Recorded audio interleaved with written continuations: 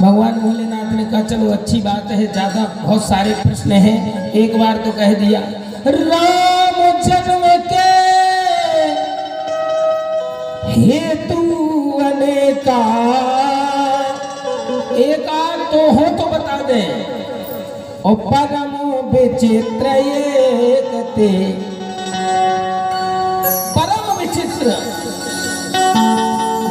हाँ लेकिन वास्तविक रूप ये है कि जब इस धरातल पर पापाचार बढ़ने लगे, अत्याचार बढ़ने लगे, तो भगवान इस सृष्टि के अंदर भगवान की सबसे प्रिय अगर कोई वस्तु है तो वह मनुष्य है, और वो पिता है जगत का। और दुनिया में ऐसा कौन पिता है जो ये ना चाहे कि मेरी संतान सुखी ना रहे, विपत्ति में रहे। तो वो जगत का पिता है। जब अपनी संतान पर विपत्तियां देखता है, संकट देखता है, अनाचार, पापाचार, दुराचार बढ़ने लगता है, तब वो निराकार से साकार रूप में आकर के अपने संतान की रक्षा करता है। एक निवेदन और करूं, चलो थोड़ा आगे बढ़ते हैं। राम कैसे पैदा होते हैं और रावण कैसे पैदा होता है? अब दो बातें हैं। एक तो मेन पॉइंट जाएगा माताओं के ऊपर। जो माताएं अपने पति का मरते दम तक, आखिरी सांस तक सहयोग करती हैं, अपने पति को छोड़ती नहीं है किसी विपत्ति में। जब दोनों एक रहते तो उनके घर में राम पैदा हो जाते हैं। और जिस पति को पत्नी छोड़ दे तो रावण हो जाते हैं। अच्छा, आज मैं वो कथा सुनाऊंगा जो बहुत कम मंच से सुनाते हैं, प्रताप भानु की। एक दो शब्दों में बोलते ही नहीं। गजन जी आपने सुनी है कहीं प्रताप भानु कथा? नहीं सुनाते। क्यों नहीं सुनाते भाई? लोगों को ये बताना आवश्यक है कि प्रताप भानु जब इतना धर्मधारी था, इतना अच्छा राजा था, इतनी यज्ञ करने वाला था, गौ ब्राह्मण की रक्षा करने वाला था, त्रिलोक विजेता था, फिर अंत में रावण क्यों हो गया? कुछ तो अपने सबसे इसका मूल यह है कि प्रताप भानु ने अपने पिता की ओर यज्ञ तो किए, 100 यज्ञ तो किए, लेकिन पिता की ओर नहीं देखा, केवल पिता की संपत्ति को देखा, इसीलिए रावण हो गया।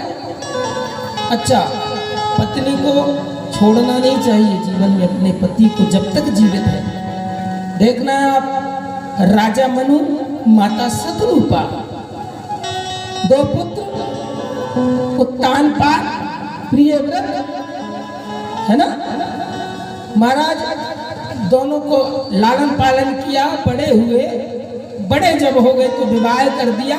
और विवाह के बाद बड़े बेटे से कहा उत्तानपाद से कि एक काम करो बेटा, अब चौथा पन लग गया है, अब गिलानी मन के अंदर होने लगी।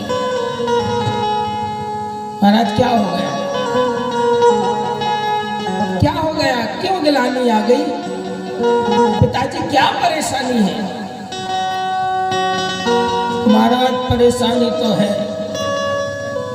होए न विषय विराग।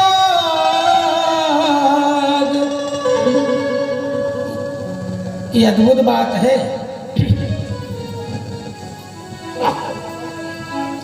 जब तक व्यक्ति संपत्ति और राजमहलों में रहता है तब तक ना भगवान दिखाई देता है, ना तपस्या विषयों में लीन रहता है। आज हृदय में राजा मनु को दुख हुआ। हो ये न विषय विराग, भवन बसत चौथा पल लग गया इस राज्य में रहते हुए, राज्य का सुख भोगते हुए। हृदय बहुत दुख लाग, जन्म गो हरि भजन। पिताजी आप क्या कहना चाहते हैं? करो ना आप बैठ करके। उत्तानपाद ने कहा, प्रियव्रत ने कहा, पिताजी चिंता मत करो, आप मस्त भजन करो अपनी राजगद्दी पे बैठो, आदेश करो ना। आपके अंग, आपके इस बेटे हैं ना, ये आपकी वैसाखी बुढ़ापे की, जैसा कहेंगे हर हाल में हम आपकी सेवा करेंगे। महाराज पिताजी ने कहा नहीं बेटा, राजा मनु बोल रहे हैं, ये भक्ति बोल रही है। नहीं बेटा, कभी भी इस राज्य महल में रह करके भक्ति और वैराग नहीं होगा। तो क्या चाहते हो ये बताए ना पिताजी, आदेश तो करें। तो हम ये चाहते हैं बेटा कि इस राजगद्दी को आप संभालो, इस राजगद्दी को आप संभालो। अब हम बन जाना चाहते हैं। आज तक जो कुछ भी मैंने किया सब आप लोगों को बनाते बनाते बुढ़ापा आ गया। अब चाहता हूँ बेटा, आप भी करने खाने लगे हो, विवाहित हो गए हो। अब हम चाहते हैं कि कुछ बचा हुआ समय भगवान के चरणों में समर्पित कर दें। पिताजी ने, बेटों ने कहा नहीं पिताजी, हम तो राजगद्दी पे नहीं बैठेंगे। वाह, ये होना चाहिए संतान के अंदर, ये होना चाहिए अपने पिता के लिए, अपने माँ के लिए, अपने भाई के लिए ये आदर्श होना चाहिए। लेकिन राजा मनु नहीं माने। गोस्वामी जी ने लिखा, जबरदस्ती बेटे को राज्य दे दिया। बोले पर बस राज न पही सुत दीना। और जब राज्य दे दिया तो जाने लगे। पत्नी ने रोका, रुको, कहाँ जा रहे हो? बरबस अर्थात जबरदस्ती। जाने लगे तो पत्नी ने कहा रुको, कहाँ जा रहे हो? माता शत्रुपा है। महाराज परम सतियों में माँ भगवती साक्षात अंबिका का स्वरूप है। शत्रुपा कोई साधारण नहीं है। जो ब्रह्म को अपना पुत्र बनाने वाली हो, गोद खिलाने वाली हो, पान कराने वाली हो, वो साधारण एक राजा की पत्नी या रानी नहीं है, वो भगवती का ही स्वरूप है। उन्होंने कहा रुको, आप अकेले नहीं जा सकते हो, आप भक्ति करेंगे, हम आपके चरणों की सेवा करेंगे। इसीलिए बाबा ने कहा ठीक है भाई।